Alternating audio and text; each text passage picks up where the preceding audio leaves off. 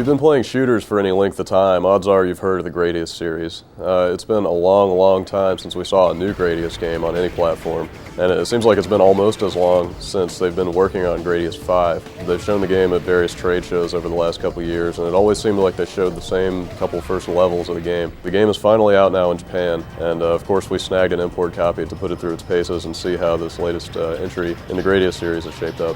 Just like all the other Gradius games, 5 really has no storyline.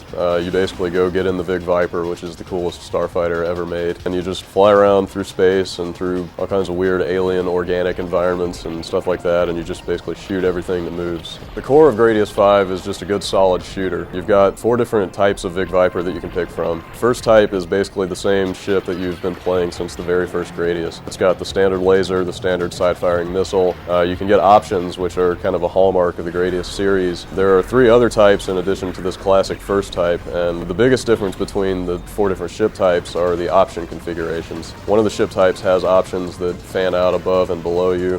One has a configuration where the options rotate around you in sort of a shield pattern.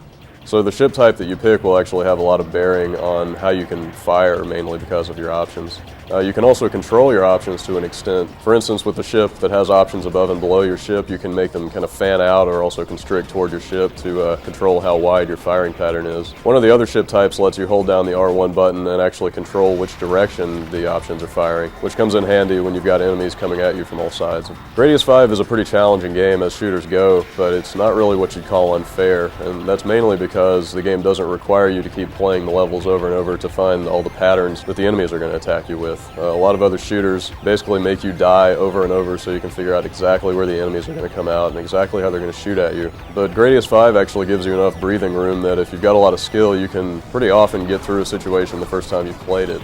You basically just have to have really fast reflexes, and you have to be able to keep up with all the action on screen. Of course, any good shooter is more fun when you've got backup, and thankfully Gradius 5 actually has 2-player simultaneous support. Not every game in the Gradius series has had 2-player. The old game Life Force, which is basically just an offshoot of the series, did. And apparently Konami has realized that's a really important feature to have in a shooter, so you've got it here. In 2-player, you've got more firepower with the second ship, but they kind of temper that by making it a little more difficult in other ways. For instance, the 2 players are actually sharing the same pool of continues. The other drawback to 2-player is that there's a 4-option limit on screen at all times, so if one player has 3 options already, then the other player can only get 1. So 2-player is actually sort of a cooperative experience since you have to delegate who's going to take which options and that sort of thing.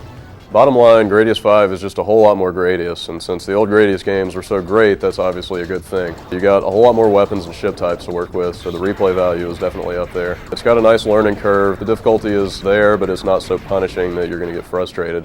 And the game's not out until September, but the Japanese release actually has almost all English text and dialogue in it, so if you can't wait that long, it's a pretty safe bet to import.